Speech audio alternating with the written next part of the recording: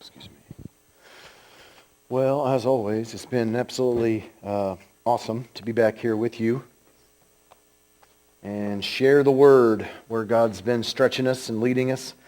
And it just so happened where we happen to be back in James. We're making a shift starting this January, and we're going to be going back into John. I make about 6 months in one book, and then while I'm studying that book, I'm studying another book, and then we shift. And from January down through May, we spent it in the first 8 chapters of Romans. And so that was just a tremendous study. And then last fall, we spent it in John. So this summer into this fall has been back in James. And tried to finish out the second chapter before we go back into John chapter 1. And I'm super excited about that. And so, hey, if you're interested in following us along, I try to keep my website as updated as I can with where we're studying. And all of that stuff is free. Everything on our website is free, except for the T-shirts, and I'm going to stick you for those. But everything else on my site is free, and we just love to be able to speak into your life. And, you know, it's something else when you have a personal, intimate relationship with Jesus. Christianity, Roger and I were talking about this today. Christianity I use this phrase, it's just not rocket science. Christianity is about a personal relationship with Jesus. Honestly. I mean, in a manner of speaking, you should never have to ask yourself, am I a Christian? You know, man, because you're in love with him. You're walking with him. You're talking with him, you know. And it's not even about being all that religious. I mean, I'm a crackpot. I know that, you know. And, you know, I'm not all that religious, but man, I love Jesus. And he's involved in every decision that I make. And tonight, man, we're going to kick it for 9 hours on the road all by ourselves. It's going to be wonderful. And so that's really what the focus of the book of James is. And something we didn't do, and I take for granted, it's been 2 years since we've been here, and I didn't do much of an introduction on the first chapter. I want to just drag my feet a little bit if I can. I told you verses 16 through 18. If you were here 2 years ago, I think it was 2 years ago, wasn't it? Here 2 years ago, we just really hunkered down for a few days in the middle of this chapter. That's where I was studying. And James ends this little first section in the first chapter with just this plea of, listen, don't be deceived. Do not be tricked. Verse 17 is this weird phrase, every good and perfect gift is from above. And then he clarifies from above with this long statement coming down from the Father. And so the from above is not thank my lucky stars. It's every good and perfect gift is from him. We've heard in the church people say, oh, yeah, I know what that means. That means all the good things in my life come from God. That's not what that means. Because that puts you in the chair for deciding what is good. What that actually means is we only call those things from God good. Whether we like them or not, they're good. So every good and perfect gift is from him. Are you with me? So we only call those things that come from God good. Whether you like him or not. Because not all the things that come from God are comfortable. They're not all wonderful. But that's what we call good. So this is what James says. Verse 16. Listen, don't get distracted. Don't be deceived. If you're a Christian, there's a different standard of good that you're called to live by. I only call those things good that come from him. So that should change. Are we with me? Just let everything else happen. You just... Don't get deceived. Oh, he's a good guy. How do you define good? That which belongs to him. I mean, it's easy. What's the goal that I have for my kids growing up? I want them to belong to him. So whenever the stuff comes up with, well, do they go to church? Don't care about that. You're like, what do you mean you don't care about that? If they belong to him, they'll go to church. But you can go to church and not belong to him. Well, what do you want them to wear? I don't care. Paul says that. Paul says, listen, all things are permissible, but not all things are beneficial. You're like, that sounds vague. I know. Isn't it great? It's almost like if you're in love with Jesus, you don't have to worry about it. That's verse 16 and 17. Don't be distracted. That is exactly what God wants. You and him, period. If that's you, you're good. If it's not, no amount of church attendance is going to matter. No amount of money given. No amount of donations to Jeremiah Bullock Ministries. And we encourage that strongly. But that ain't going to make you Christian. And then he moves into 18, and he gives us this whole focus of what does it mean to be good. He chose you, which means he planned for you, and he engendered you for that plan, that you might be the foundation of someone he uses in this world. Now, here's where we're going to be at tonight. He moves into we're going to be in chapter 2, but the concept can be illustrated with verse 22, and we looked at this the last time we were here. He says, don't merely listen to the word and so be deceived. Do what it says. And the word there, listen, is really interesting because it's the word hear. It's the word that Jesus uses when he says, he who has an ear, let him hear. But it's not just hearing. We don't have much like it in English, so it's really hard to describe it to you. What we have with this word hear, translated also listen, we use it in our culture in America. We use it in the negative sense. This word hear means I hear it and I embrace it. I hear it and I embrace it. The negative is I don't want to hear it because I don't embrace it. We've all been around someone or, we're watching TV or something and they'll throw up their hands and say, I'm not listening to this. They're not just saying I don't want to hear it. They say I don't buy this. I don't believe this. I'm not listening to this. And they'll storm out. That's this word in the negative. The positive is I hear it and I believe it, which again, we don't use that. You don't hear anybody in church scream out, I'm listening to you. Because that would be weird if they did that. Instead, they holler out, that's this word. Now notice what James says. He says, don't merely listen to the word. See, I want you to come, I want you to hang on everything that's being spoken, and I want you to say, wow, I want that. It's a great thing. But even hearing it and saying, amen, I believe that is not enough. In fact, don't merely think that you have good theology and you agree with something and that saves you. You have to do what it says. And the word do there is not proso, it's poieo, which means it's an inside thing. It's a heart deal. Why do you go to church? Oh, why wouldn't you go to church? See, I don't have a problem that you never win anybody to Jesus. I have a problem that you could keep from it as a Christian. The problem should never be activities.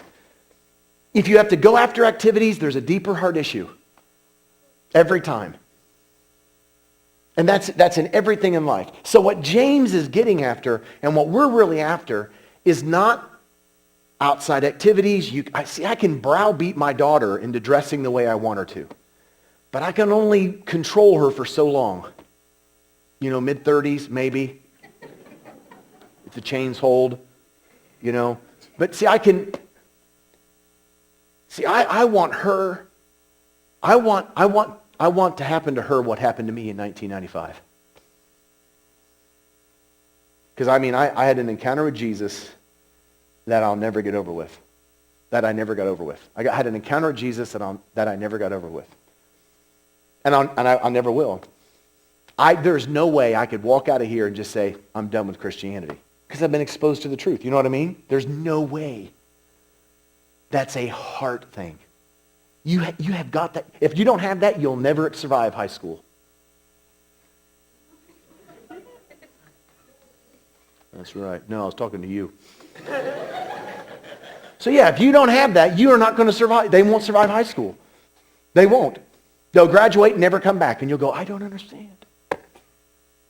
Yeah, you say, I don't understand. So this is what James just pounds in the first chapter. Now you come into chapters 2 through 5, and he talks about when all those people to get together, and we call that a church, there's certain things that are going to surface that are going to need to be dealt with. Which is still weird, because you would think, because my first reaction would go, well, no one's going to show partiality. No, not us. And that's the first thing he deals with, verses 1 through 13. Greatest tool in teaching is? The greatest tool in teaching is? See, it works. The greatest tool in teaching is repetition. First 13 verses, he goes over partiality. The word partiality, also translated favoritism, is the combination of two Greek words crunched together, outward and face, which means I'm not going to judge you. I'm not going to assign your self-worth, your value to outside stuff, your looks, your health, your talent. Any worship leader will tell you this. Talent cannot replace anointing. You know what I'm saying? It just cannot. Talent cannot replace anointing. I've heard people stand up and give the most eloquent of speeches, and then I've heard someone stand up after being saved for 2 or 3 months, and they slobber and they cry and they drool, and I'm not just talking about you. They slobber and they cry and they drool and they're all over themselves and they spit and they get down, you turn around and everybody's just moved. Because it was just gushing out of them. That's the idea. That I want to see you through his eyes, that you have value. Before the foundation of the world, he created you. Isn't it just ridiculous? If you have a low self-esteem, just read James. You walk into there going, dude, that's what I'm talking about. I'm the man. Yeah, I was created by him and for him. He's got a plan for my life. In fact, his whole kingdom would not be what he wanted it to be without me. And that's how we view our world. So that's the idea of partiality. So he identifies that problem in the church in verse 1. Verses 2 through 7, he gives you examples. And I didn't go into this week, although you can listen to this online. Verses 2 and 3 is verses 2, 3, and 4 is the physical example of partiality. Verses 5, 6, and 7 is the spiritual examples of partiality. And we all know the verses 2 through 5, or 2 through 4, he gives you an example of partiality. The guy comes in who's got money. If you pay special attention to him, you show him partiality. Well, then he goes into verses 5 through 7, and he says, listen, has not God chosen those who are poor? This is so awesome. This is so true, it's almost ridiculous. I got saved in 1995. I'm kicked out of the Marine Corps. I'm a meth addict. I did drugs, you know. People always say, why? Because they're fun. And I know you've heard, oh, no, they're not. It's because you haven't done drugs. Whatever. But the point is yeah, but they come at a price. They come at a price. They own you. They call your name. Go up to a meth addict, ask him to smile, and say, I do not want your teeth. Because it'll eat you alive. People who live in drugs and alcohol. We just had our it's been a few years now, at my 20-year class reunion. That was the biggest pick-me-up of my life. Because all my buddies and girls that I hung out with, the popular, they'd all been drinking and partying their whole life. They look old. Seriously. It ages you, man. My aunt and uncle have both smoked. I think I've told you this before. My aunt and uncle have both smoked for 45 years. When you call them on the phone, you can't tell them apart. I call. Hello? Oh, hey, Randall. This is Fern. Oh, sorry. Sorry, you sound like a 65-year-old dude, but hey, Randall there? Why? Because she's rotting from the inside. That's not rocket science, right? See, that's the cost of that stuff. I graduate the Marine Corps, and I'm a ball of mess. I mean, bad discharge, no future, jacked up my past, in debt, nowhere to go. And God was like, oh, wow, been waiting for you. I thought that was a joke. And then you look at the kinds of people that Jesus calls to ministry. Ignorant fisherman, tax collector, harlot, really iffy people like Dennis and me. That's the kind of people. Seriously, God does not oftentimes pick. If you go back to the Old Testament, there's this whole string of people that I would have never picked before. God doesn't show partiality. Isn't that awesome? So see, you can't look at me and say, well, I don't have that kind of personality. It doesn't matter. Well, I'm not really good with people. It doesn't matter. You can be dumber than a box of rocks and be used by Jesus. I know. Seriously. You can. So that's verses 2 through 4 is the physical example. 5 through 7 is the spiritual example. He oftentimes picks people that have checkered pasts and uses them. He's like, he's so good. He's almost so good, he's almost unbelievable, which is an oxymoron. Verses 8 through 13, after he gives you the example of partiality, or identifies the problem, gives you examples of partiality, verses 8 through 13, he says, let me evaluate you. And he gives us 4 kinds of people. And verses 8 and 9 is a contrasting setup. So you have 2 different kinds of people that are contrasted. Verse 8 is the righted guy. Verse 9 is the lawbreaker or the wrong guy.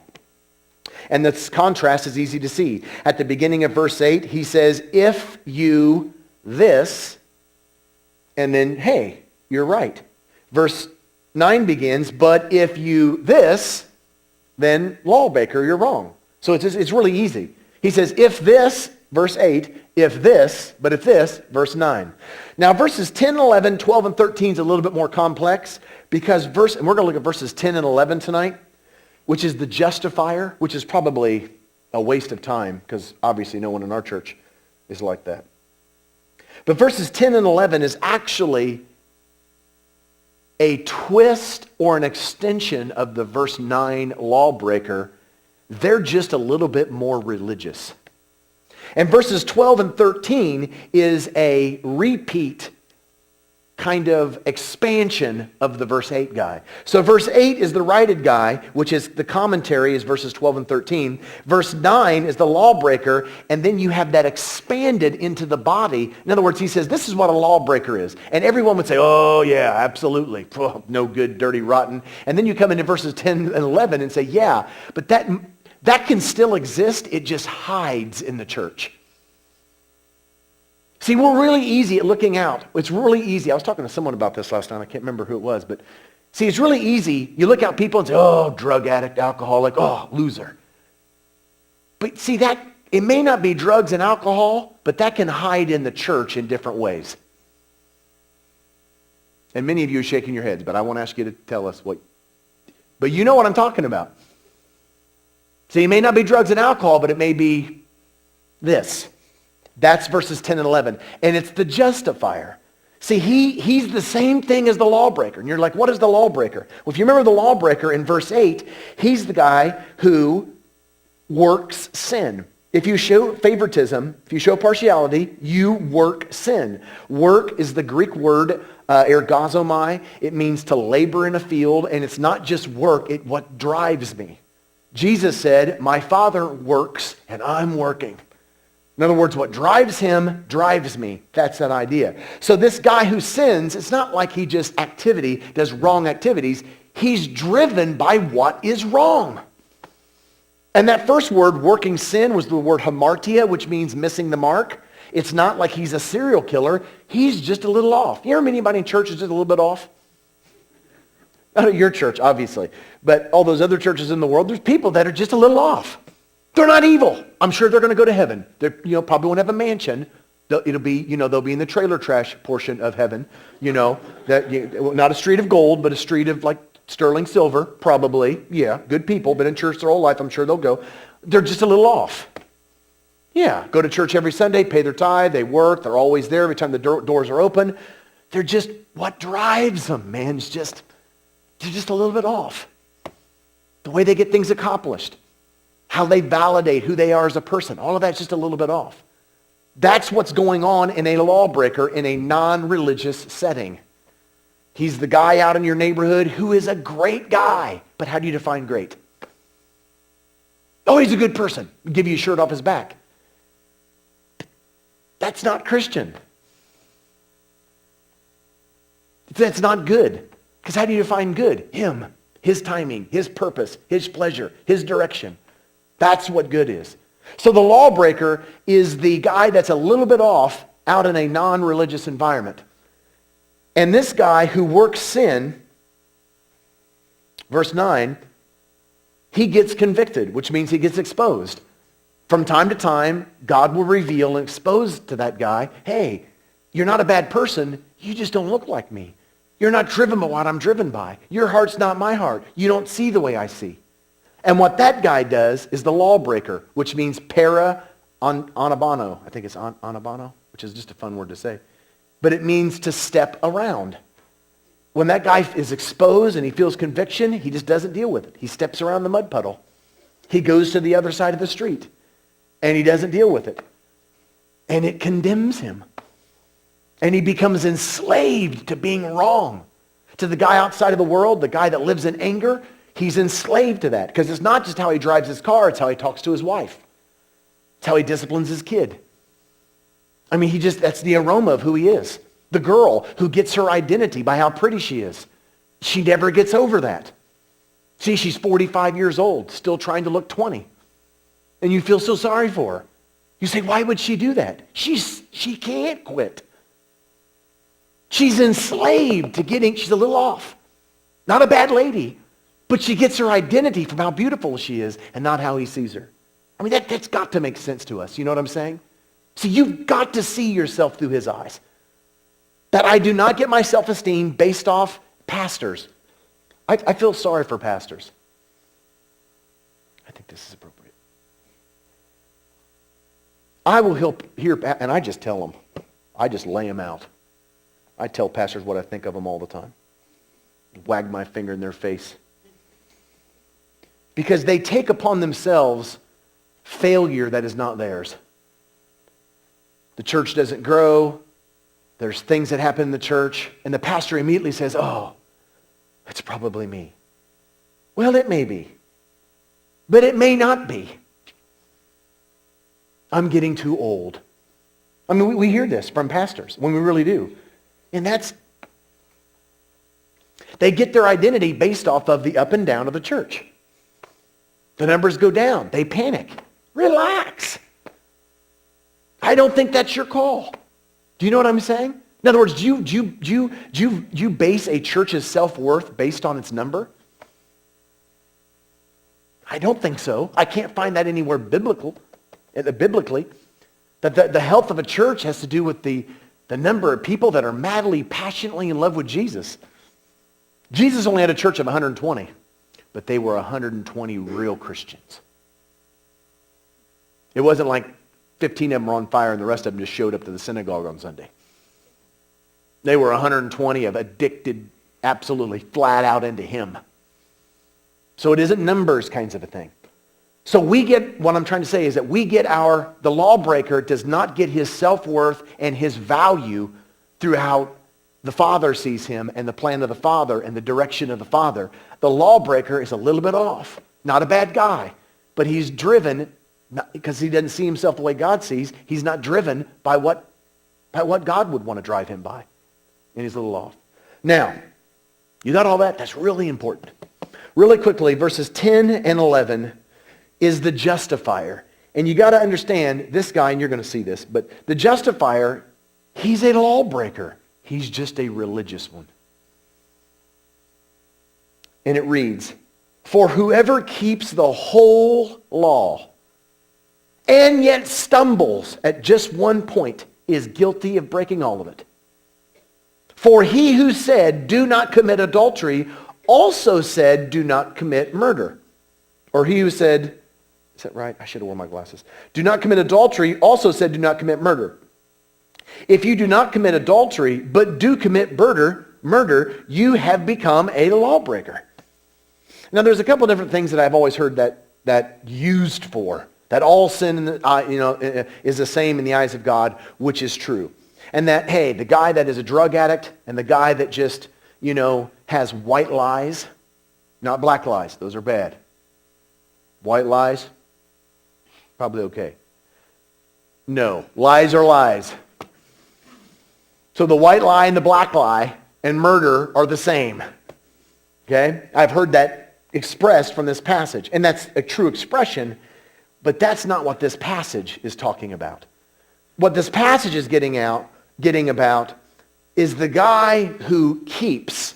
And by the way, when you come into verse 10, it has for whoever, and it sounds like you're giving a reason for verse 9, talking about the lawbreaker for this reason. And probably I would rather translate the beginning of verse 10 as now. So he says the lawbreaker, this guy shows favoritism. He's driven by what is a little bit off, and he's been convicted, and he's not responded to that conviction. That guy's a lawbreaker. But in verse 10, I think you should begin that one with, now whoever keeps, not for. For is misleading in our translation. Original language, it is guard, is for, but it's a shift in thought. It's still the lawbreaker, but you have a whole new context. So James is almost saying, now, whoever. Three things I want to give you really quickly. The probability, the person, and the problem. The probability. This is hysterical. This is great. The probability. There are a number of articles in the New Testament. Articles are translated the. They're translated a.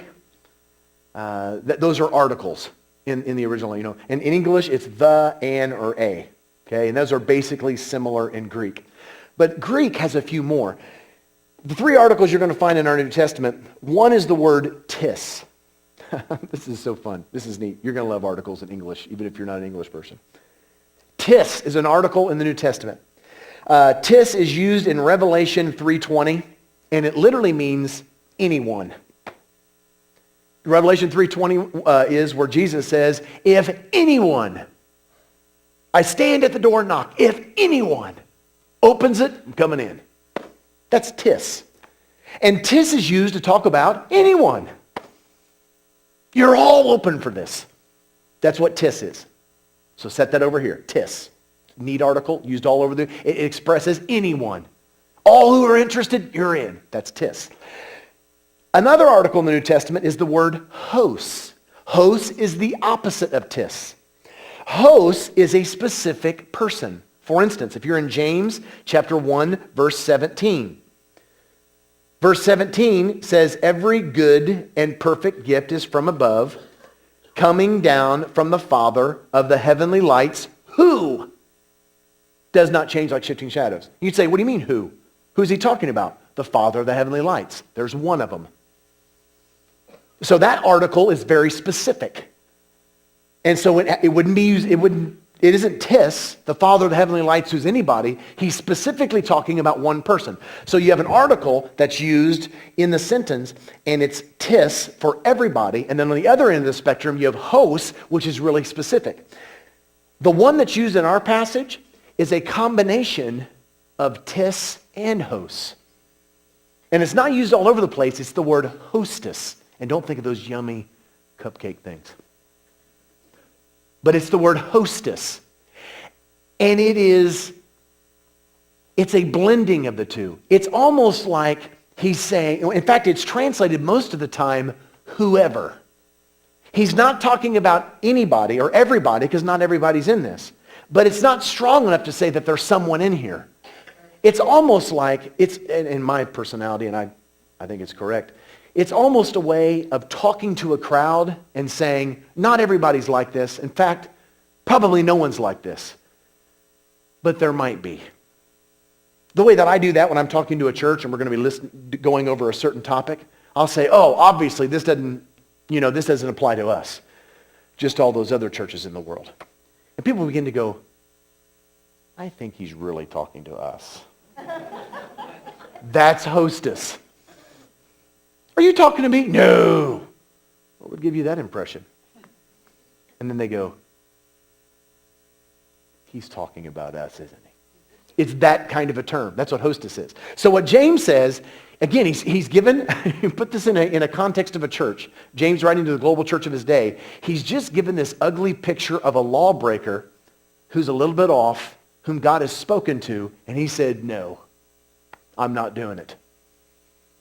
Now, James can't sit up and say, hey, it'd be like an altar call. Now, who has that? Who's doing that? No one's going to respond. So James uses this term, it's the probability, where it's almost like, probably not none of us, but from time to time in church, people are going to get sucked into that. You will get sucked into becoming a lawbreaker, and you will cover it with being religious. You'll become a religious lawbreaker. You'll say no to Jesus, but you still come to church on Sunday. You'll say no to the mission field and give a bunch of money to send somebody in your place which doesn't work. Are you with me? So you can still be a lawbreaker, but cloak it with religious activities. This is the guy that he's talking about. So he says, now. He's described the lawbreaker, and he says, now, whoever, and then he says, keeps the whole law, which is an admirable idea. The word, yesterday we talked about two words for keep, if you remember. They were the words tereo and teleo. Teleo, if you remember, was the idea of fulfillment. It's not have to, it's not guard, it's not protect. It has to do with, wow, I want to kind of stuff. I grew up in a home where, for those of you who were here yesterday, I grew up in a home, my dad was a really bad guy. But he did end up getting saved before he got real bad and couldn't walk and had to go in the nursing home. And I was at Harris Chapel. This is a great story. I was at Harris Chapel, this is a couple of years ago, and I'd been there forever. And one of the guys there came up to me, and he goes, I've wanted to tell you something for a long time, and I just never had the opportunity. And he goes, it's about your dad.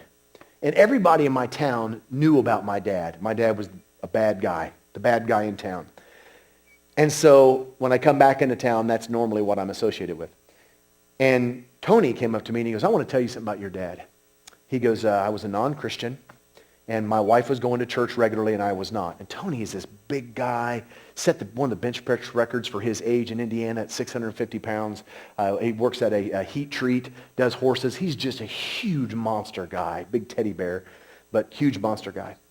And we were having revival at our church. And this is that small period of time when we started going to the Church of the Nazarene after Dad left Mormonism, which is a long story. But my dad worked for UPS, and he ended up going by Tony's heat treat shop. And he said, hey, we got revival starting on Sunday. Are you going to come? This is on Friday. And Tony said, no, I can't, man. I've got the rodeo on Saturday, and he did some stuff at the fair. And he said, on Sunday, he goes, I got to take care of that tree that fell across our driveway. And he has that farm, and this tree fell across their driveway. They've been driving in their yard, and he has to cut it up. And he goes, Sunday's the only day I can do it. And Dad goes, oh, man, that's too bad. Well, hey, it's good to see it, Tony. And he left. And so Tony goes home. That was on Friday. Goes to bed. Gets up Saturday. He's getting ready to get up in the morning, go out and get his team ready and pull the horses and all that stuff. And he hears noise. And he goes outside, and he goes, I saw your dad's truck Saturday morning before he left for the fair. He said, I saw your dad's truck sitting in my yard. That's weird. He was about 8 o'clock. He goes, I go outside, and your dad's out there with his chainsaw. And he's almost got the whole tree cut up and half of it loaded. And Tony comes out and he goes, hey, Tony, didn't have anything. I thought I'd get that tree for you. Tony was like, thanks. And so he said, I left for the rodeo thing at the fair. When I came back, the tree was loaded, and Dad left a note. Love you, brother. See you tomorrow morning at revival. Tony got saved that week at revival. Now, we hear that kind of stuff. People would say, well, why would he do that? You get that? Inside thing. My dad loved Tony. He cared about Tony. Someone was going to have to take it on the chin in order to reach Tony. That's teleo kind of a thing. That's the drive. There is no distance that I won't go for you. That's teleo. Tereo is not that. Tereo is used by Jesus, and I give a couple examples which we won't turn to. But in John chapter 8, verse 51, Jesus looks to the crowd and he says, guard my words. That's this word. That's the word here in verse 10. For whoever keeps, it's guard. It's not the teleo. See, what James is saying, the guy, now, there might be some of you who keep. He's not talking about drive and passion and motivation. Because there might be some of you that don't just, the sticklers in the church. I briefly mentioned this last night. It's the sticklers in the church. I mean, they're the ones that, boy, you cancel Sunday night service and they'll be at your house. Absolutely. Hey, you bring coffee in the sanctuary, Might not see you again. Yeah, hey, it's a sanctuary. Bless the Lord. We'll kill you. Yeah. Yeah, you better be wearing the right kind of clothes. Respect the Lord, or we'll throw you out. See, it's that kind of just not, and it's almost weird. It's almost weird. They're the ones that fight over songs and over worship, and see, they're the ones that keep. They're not. It becomes, this is how we've always done it, and this is how we're going to do it. Kind of an idea. That's literally what this means. These are the ones who keep the whole law. And the whole law it's the law entirely. It's not the primary law that he talked about that the verse 8 guy has. The whole law is I don't murder, I don't steal, I don't lie, it's that kind. I mean, they're just sticklers over that kind. They're nitpickers on that kind of stuff. On all the details. And literally, the whole law, by the way, it lends itself to the whole Old Testament kind of a thing. The details on clothing and what you eat and all of those kind of nitpicky kind of deals. That's that person. See, he's the one that keeps the whole law. But the problem with that, now listen to this person, because we had the probability, okay? Now, there may be someone who has this, and what that someone looks like, that's that person. See, he's not the one that's driven by passion and redemption and dream and the heart of God. He's the stickler over the rules. I mean, he not only tithes, he tithes on the, how's that thing go? On the principle or the, what is it? Yeah, the gross or the net. I don't know. I can't. As you can tell, I don't do that. Yeah. But which is not bad. But see, that's his spiritual kind of, when the person that he's talking about here, the guy who keeps the whole law, it says that guy stumbles. By the way, the word stumble is the same word in concept, different, but it's the same word in concept in verse 9 for a little off. See, when you try to, are you with me? See, when you try to keep and you try to guard, you're just never going to quite do it good enough. This guy stumbles, and it says in the original language, my translation says stumbled at just one point and is guilty, but it literally should read, and stumbles and becomes guilty. The word become is genomai, and it literally means become. Satan uses this term when he's tempting Jesus, and he says, make these stones genomai bread. Don't make them look like bread. Don't make them smell like bread. Actually make these stones become bread. So this guy, who's a nitpicky after the law stuff, this guy becomes guilty. But the word guilty is actually one of the worst translations in our NIV, believe it or not. Guilty is actually the word trapped. He comes trapped by the nitpicky stuff. In other words, the nitpicky stuff is what, it consumes him. It traps him. It bogs him down. See, he's the guy. I was in Michigan at a district camp 20 years ago. And I'm this young guy, passionate. And we had this altar call. It is a huge Michigan district camp. Probably 350, 400 teens there. For a Nazarene camp, it's huge. And I'm over half of them were at the altar. I mean, it was beautiful. It was incredible. And they had these huge, it's the Michigan District Campground. I mean, it's a city, basically. People live there all year round and have houses and stuff. And they had this huge, big concrete altar that was just like huge. And it stretched the whole length of the tabernacle. And all these kids were up praying. And I was trying to get down. I was talking to them. And they were gathered around both sides of them. So I just jumped over the top of them on this big altar. And I'm walking up and down and talking to them. I mean, it was an awesome service. And I get down off the altar, and one of the guys who had lived in the area, older fella, come up after the service, grab my arm, literally, physically, and yank me around. And he said, I want you to know you're not going to be back here preaching. And I was like, I was down with this young guy. I'm like, why? What did I say? He goes, you don't walk on my altar. And I was like looking around like I was on a TV show, like prank show or something. I was like, serious? And he was so by his legalism that he missed everything else. That's the only thing that he saw. See, that's the guy that comes into the service, and there's this phenomenal movement of God that happens in the service. And they're the ones that walk out and say, well, wasn't any hymns. And you go, are you kidding me? You're like, are you kidding me? That's that. Is he a bad guy? Oh, absolutely not. He's at church every time the church door's open. Yeah, he's the one that keeps the church alive financially. We can't afford to let him go. I'm telling you, not here, but in all those other churches, you see that. They're valuable. They're not bad. They love the Lord. There's no doubt.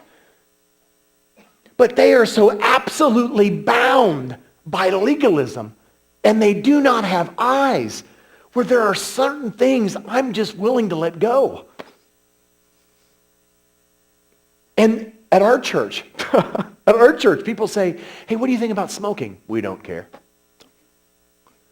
That guy is never going to go to my church. You endorse smoking? No. Then why do you say you wouldn't care? Because if he's in love with Jesus, he'll eventually quit smoking. Because he's only going to be addicted to one thing. Because the biggest problem in his life is not smoking. Smoke away. Don't repeat that because I did not say that. I'm an ordained elder in the Church of the Nazarene. But that's not, are you with me? That's not his biggest issue. Girls and the way they dress. And we all know teen girls are nothing but trouble, all kinds of problems. Man, just, I barely stand to be around them. But girls, it's not their clothing. It's their perception. And you can make them wear something different. But until their eyes are opened and they're changed and they view themselves the way Jesus views them and they get their identity from being his, their clothing is never going to fix. You don't have to worry about the clothing.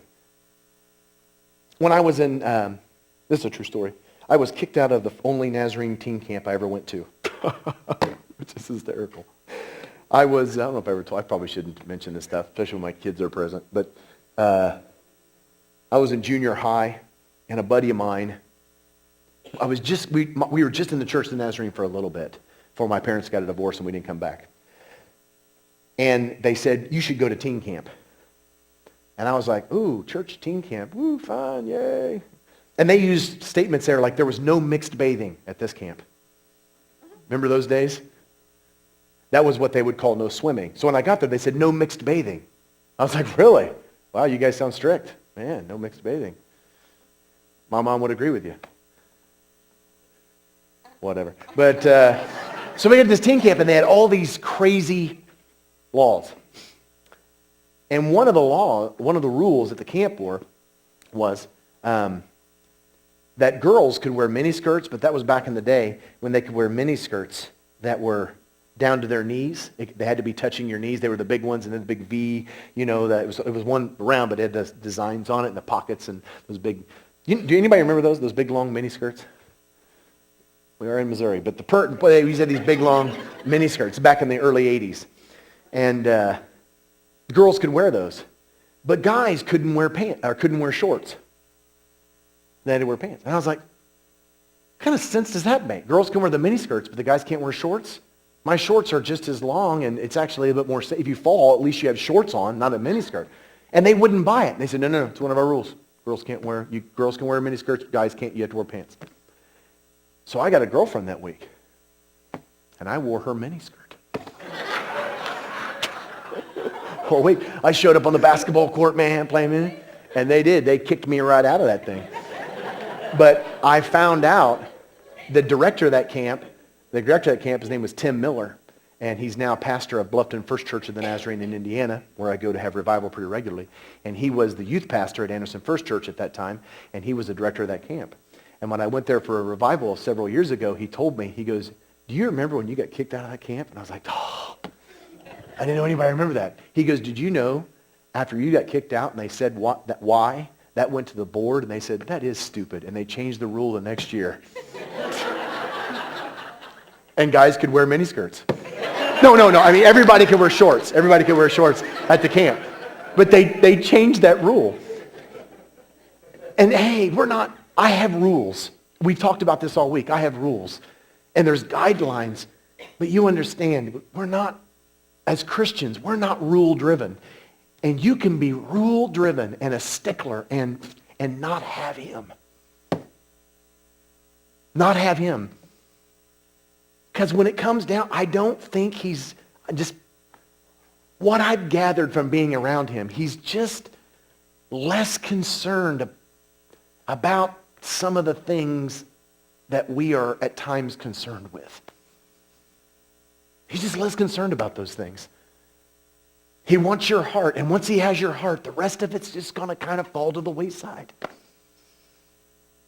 But you can be wrapped up into the details, and you can be wrapped up into the law, and you can be wrapped up in the rules, and you can be wrapped up in all the correct theology, and wrapped up and just absolutely miss all of it. So that means Christianity isn't about, well, hey, go to church every Sunday. And we want you to come to church. Didn't miss a night of revival. We don't want you to miss a night of revival. But it's not just because that's what we do. I'm in love with a person, and he's changing the way that I see you. And he's changing the way that I feel about you. And I'm willing to tolerate the way that you talk. And I'm willing to bend on all kinds of things. Because I'm after you like he's after you. And the justifier is the one who doesn't have an intimate, tight, personal relationship with Jesus, and he's not driven by the kingdom, but he's driven by the rules and the statutes of the church. And the danger for that guy is he becomes so bound to those things that the movement of God can happen in his midst and he doesn't see it. That the most phenomenal thing can happen, and all he sees is that light was supposed to be changed. We can't look like that. We can't look like that. Jesus, we love you with all our heart. And this week, as we just got into the book of James, and your whole heart has been revealed to us this week. I pray that you would ask us the questions of why we do what we do. I think one of James' major themes in his letter to the global church of his day is the danger of routine. And I'm a man of routine. But it has been proven through history that there have been evangelists just like me who preach in your name, who prophesy in your name, who heal in your name, that somehow lose sight of you. Those of us who've been in church all our life lose sight of you in the midst of certain things that just don't matter. And I'm at the point in my own life, Jesus, where I'm willing to let go of everything but you. I don't care what we worship to, as long as it's yelling your name. I'm really not interested in making an emphasis on clothing. I want to make such an emphasis on you that it changes the way we put clothes on our body and the kinds of clothes we put on our body. I don't necessarily want to block all the language off my TV so my kids can't hear it. I want to demonstrate you to such a degree that they can discern what language, even when they hear it, what language they choose to use and incorporate in speaking, and what language they dismiss. Because when it comes down to it, I can't hide the whole world from my kids. One day, legally, I'm not going to be able to keep them out of the public school. But I'm entrusting, Jesus, that they're so wrapped up in you. They're walking so intimately with you that it governs all those little details that we at times cling to more tightly than even you. I thank you for this week. I thank you for the opportunity to spill your word into the lives of people in whom I love. I pray that you would... pray you bless the leadership of the church, obviously Dennis, but all the way down to the board. I pray that you would continue in these days to make the mission here at Banner absolutely clear for this town. Don't let us get distracted. We have changes in life, and kids grow up, and they get in school, and then they go through school, and then they graduate school, and then they go to college, and we become empty nesters, and then we go through retirement, and all of these things, different stages happen in life. Don't let us get distracted from our call and our mission through this body into this community. And we'll give you the praise. In your name we pray, and everyone said, amen. Amen. Well, it's been an absolute delight to be here with you this week. Thank you. Thanks for the shirt, man. I love the barbecue. I love the barbecue. It's been good to see you, and we'll keep in touch with you. You're dismissed.